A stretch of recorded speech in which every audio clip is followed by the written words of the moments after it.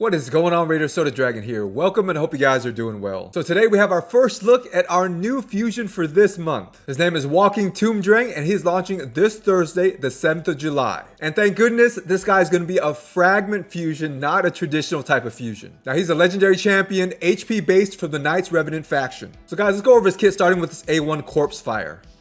Attacks one enemy 2 times. Instantly activates any HP burn debuffs on the target after attacking. So for me, I really love instant activation of HP burns and having it on the A1, and check it out. There's not even a chance that it happens. It will just happen. That looks like a really good A1 to me. Next up guys, got the A2 Exalted Pyre. Attacks all enemies. Has a 75% chance, probably bookable to 100, of placing an HP burn debuff on all enemies for 2 turns.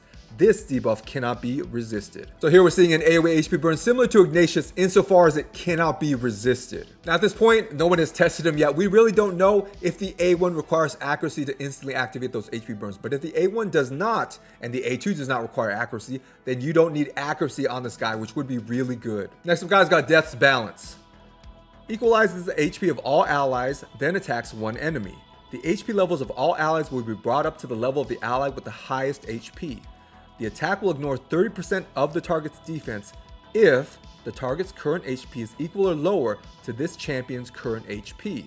Will decrease the cooldown of Exalted Pyre by 1 turn if the target's current HP is higher than this champion's current HP. So first, the guys are starting off with that HP Equalization Effect similar to Sinesha, and that's typically pretty useful because all your allies don't have the same HP in battles. Usually your tankier ones have more HP and your less tankier ones, maybe your damage dealers, as the battle goes on, will have less HP than those tanky champs. So it's really nice to have this Equalization Effect. And the second part of this A3 is kind of interesting because if the champion you're attacking has lower HP than you, then you're going to ignore 30% of defense. So this is a pretty hard-hitting single target attack. It could look like, depending on its multipliers, which we don't know yet.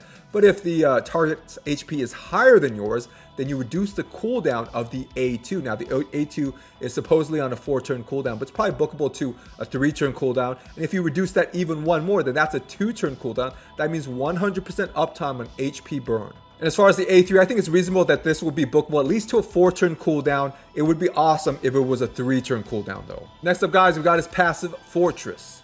Reflects 30% of the damage this champion receives back to the attacker if this champion has 50% HP or more.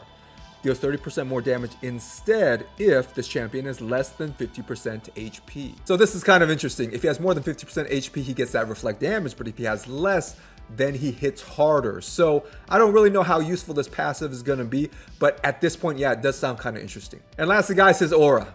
Increases ally HP in all battles by 30%. Now guys, as far as where this guy is supposed to fit in your account, he's supposed to be a PvE champion. And normally those HP burn heavy champs are PvE champs. So what Plarium has said is this guy specializes in the Hydra, Spider's Den, and some Doom Tower bosses. So guys, overall, what are my first impressions of this champion? I would say I like him. He's impressive, though I don't think he's going to be game changing or game breaking. So he's not going to bust the game open. He's not going to change the meta, nothing like that. But yes, he is a good champ. Of course, guys, if I get any more information on him, I'll keep you updated. So thanks for watching, and if you guys haven't yet, like, subscribe, and share. Turn on all notifications. Stay safe, and I'll see you guys in the next video.